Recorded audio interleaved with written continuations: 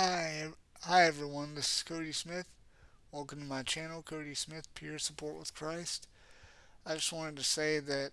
I've started chapter 10 of my book, The World of Disability, where I'm talking about my college years, and this is where I'm beginning to learn about Christianity and how people have studied it and the evidence for it, and how I ultimately came to the conclusion that the existence of disabilities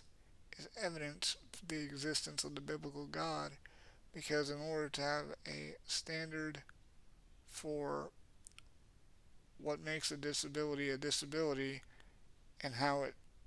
is different from being sick or being injured or anything like that, you have to have a standard for human health, which the only way you can have a set defined standard, you have to have a standard setter who defines these things for you, which only a person with a mind can do that, and that has to come before humanity exists. Because in order for us to be what we are and be like we are, there has to be someone who knew and planned these things out to distinguish us from all other creatures on the face of the earth and give us our qualities that make us what we are and who we are, and had to start us off as perfectly healthy, and then something catastrophic happened to us that broke that perfect health and gave us the ability to get sick, get injured, develop disabilities, and things like that. I'm going to go in deeper as to how I learned this and figured this out as I studied the evidence for Christianity and the fact that only decisions and choices can come from minds, and that is what I'm going through in this chapter 10, and then chapter 11 is going to be what happened to me after college, because ultimately I suffered a neck injury that, kind of took everything that happened to me due to my disability and, compounded it, made it worse. So I've been in a wheelchair since, completely, even though I've used one all my life, I've now been, you know, in it completely with, you know, being unable to move or really walk and get out of it since 2017. And, I continue to study these things with Christian apologetics, and I continue to look into this for myself because I'm also trying to advocate for people with disabilities to show them that yes, you have a disability, but that does not make you less human than anyone else, and you still have the free will and the choice to decide and test and train, to figure out, okay, what's going to work for me? How do I individually work through this obstacle in my life? And how do I, you know, work towards gaining my independence and freedom so I don't have to rely so much on everyone else, and I can rely more so on myself and live the life that I choose to live as opposed to the life that I've been given to live, and those sorts of things. That is what I'm ultimately aiming for with this and with the disability advocacy and everything else, by opening up and telling you my story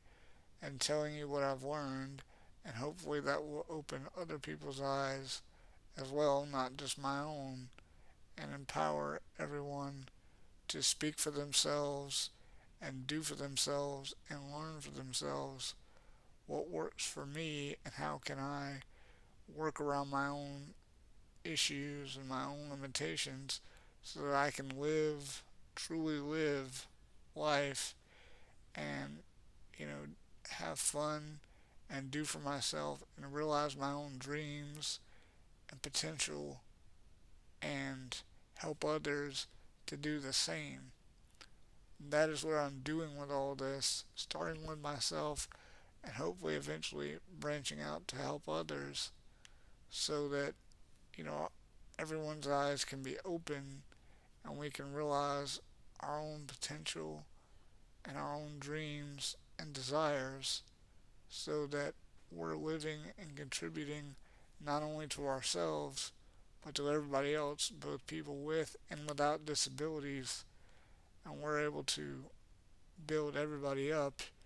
and learn and grow as people while also meeting and learning about others so that we can help them, they can help us, and we can merge into one single human community because we will never truly know another person's story until they tell us.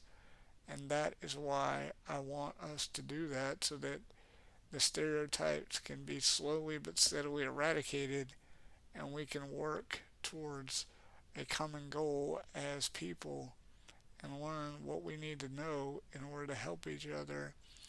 and figure out, okay, society is facing this problem. What can I as an individual do about it?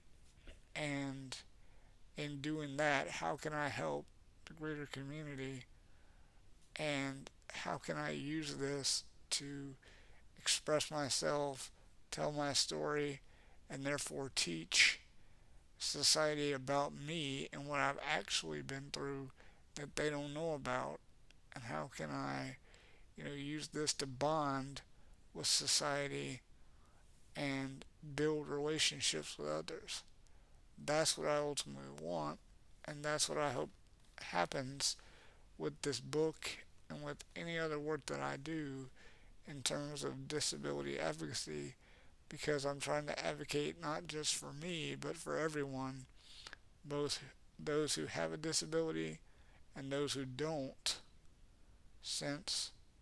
I want everyone to know that we're all fully human, we all matter, and we should all be, able to go and do what we want and actually live just like everyone else and not have to, just sit on the sidelines and be othered just because we're in a circumstance that those around us don't understand, fully, even if they believe they do, just because they gleaned a little bit of information from so called professionals like doctors, when the doctors don't know the full story either because they don't see everything we do moment by moment, day by day, nor can they get inside our minds and bodies and know our thoughts and feelings and feel what we physically, mentally, emotionally, cognitively, developmentally, or anything else go through. I don't mean to belittle the medical community, but no one but us knows what's really going on the inside, and they need to give us the opportunity to express that just like we need to give them the opportunity to do so. And maybe that way we can bond and build a better society and help build each other up and help each other solve our problems as a single team instead of, you know, you're one group, I'm another, and, you know, you solve your problems, I'll solve mine,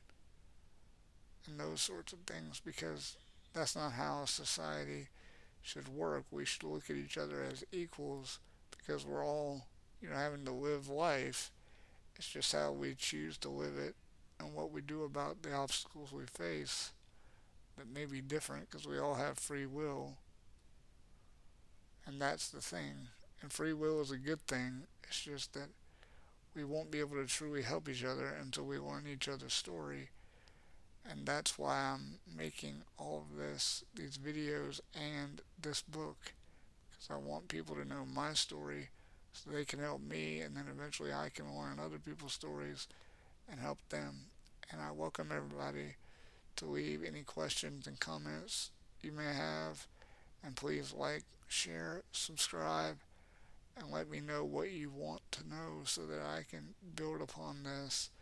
and help satisfy people's curiosities and tell people the real truth, at least from what I've gone through, because I can't speak for everyone. Thanks, everyone. Have a great day.